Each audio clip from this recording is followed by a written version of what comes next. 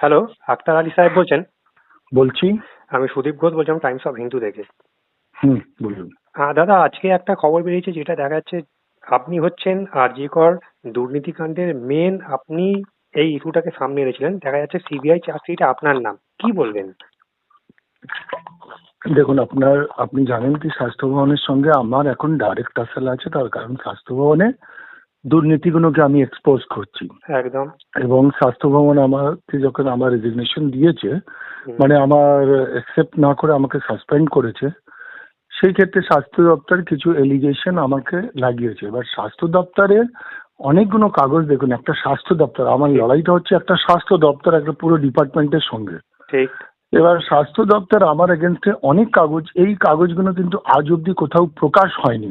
ঠিক। এবার এলিগেশন ধরুন আপনার সাদা কাগজে 10টা লোককে দিয়ে লিখিয়ে নেন, এবার সেটা আপনি ফাইল করে সিবিআই এর কাছে পাঠিয়েছেন এবং সিবিআই সেটা কোর্ট করেছে। বাট এটা জিনিস আপনার মনে রাখতে হবে কি সরাসরি দুর্নীতির সঙ্গে আমি যুক্ত কোথাও লেখা নেই, নাম্বার 1। নাম্বার 2, কোর্ট কোনো ডাইরেকশন দেয়নি কি আক্তার আলীকে প্রডিউস করো বা আক্তার আলীকে অ্যারেস্ট করো। আর আমি যদি দুর্নীতির সঙ্গে যুক্ত থাকতাম তাহলে আমি এখন জেলে থাকতাম সন্দীপ ঘোষের সঙ্গে। একদম ঠিক ক্লিয়ার? আমার হচ্ছে কি আমার একটা স্টেট গভর্নমেন্টের এগেনস্টে লড়াই, ওদের দুর্নীতির বিরুদ্ধে লড়াই, ওদের কারাপশনের বিরুদ্ধে লড়াই। তো আমি তো হিরো হয়ে যাচ্ছি, পুরো ডিপার্টমেন্ট মিলে একটা মানুষের পেছনে পড়েছে। তার মানে আমি তো মনে হচ্ছে আমি হিরো হয়ে যাচ্ছি। তার মানে আপনি বলতে চাইছেন আপনাকে মানে ষড়যন্ত্র করে আপনাকে পুরো ডিপার্টমেন্ট মিলে টপ টু বটম মিলে আমার পেছনে লেগে গেছে। তার কারণ আচ্ছা, এই কপি এই যে আপনার নামে যে আজকে চার্জশিট ফাইল হয়ে গেল, এর কপি কি আপনাকে দেওয়া হয়েছে? না, কপি দেওয়া হয়নি। দেখুন, যদি আপনার এগেনস্টে যখন কোনো জিনিস প্রমাণ হয় না, তো কোর্ট ডাইরেকশন দেয় আমাকে প্রডিউস করার জন্য, নাম্বার 1। আর নাহলে সিবিআই আমাকে আগেই অ্যারেস্ট করে নিত। এবার this all are allegation is not the evidence. এবার স্বাস্থ্য দপ্তর একটা ডিপার্টমেন্ট, স্বাস্থ্য দপ্তরের প্রিন্সিপাল সেক্রেটারি নিজে দুর্নীতির মধ্যে যুক্ত। আপনি জানেন কি এর মধ্যে আমি এনফোর্সমেন্ট ডিপার্টমেন্টকে একটা কমপ্লেন পাঠিয়েছি, সেটা আপনাদেরকে শেয়ার করিনি আমি। স্বাস্থ্য দপ্তরের 4জন অফিসার নামে এবার 4জন কারাপ্টেড অফিসারকে আমি এক্সপোজ করতে চাইছি।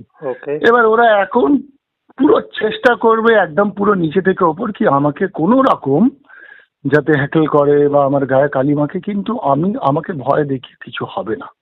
মানে আপনি এই লড়াইটা জারি রাখবেন? মানে আপনি চাকরিও আপনি ছেড়ে দিয়েছেন? এই না যে আপনি আমি সব কিছু ত্যাগ করে দিয়েছি, আমি ছাড়বো না। এবং যা ওদের করার।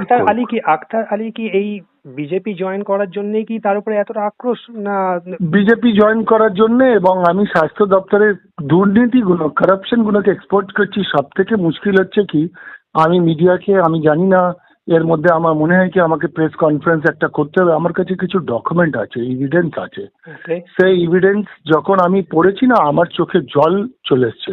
আমি যদি এখন অন ক্যামেরা বলি কি মেয়েদেরকে, মেডিকেল স্টুডেন্ট মেয়েদেরকে রাত্রিরে গেস্ট হাউসে ডাকা হতো লেট নাইটে, তারপরে না গেলে তাদেরকে ফেল করে দেওয়া হতো। এবার এইটা ঘটেছে এই মুখ্যমন্ত্রী থাকাকালীন। হেলথ ডিপার্টমেন্টে লোকগুলো নপুংসক, কোনোদিন এই স্টুডেন্টদের পাশে দাঁড়ায়নি। 2 মাস ধরে স্বাস্থ্য দপ্তরের ধরুন একটা মেডিকেল কলেজে আন্দোলন হয়েছে এজিটেশন আরজি করে, কোনোদিন স্বাস্থ্যমন্ত্রী বা প্রিন্সিপাল সেক্রেটারি এলেন এতে। আমি কমপ্লেন করেছিলাম 2023 সালে, মুখ্যমন্ত্রীকে করেছিলাম, প্রিন্সিপাল সেক্রেটারিকে করেছিলাম, ভিজিলেন্স কমিশনে করেছিলাম। তো কেউ তো তখন অ্যাকশন নেয়নি, কারো ব্যথা হয়নি কি একটা অফিসারকে হ্যারাস করছে। তখন আমি পুলিশ কমিশনারকেও করেছিলাম। কিন্তু এখন কোথা থেকে 2022 সালে মুখ্যমন্ত্রীকে নাকি চিঠি করেছিল, তো এই 2022 সালের চিঠি এখন কেন বেরোচ্ছে 2025-এ?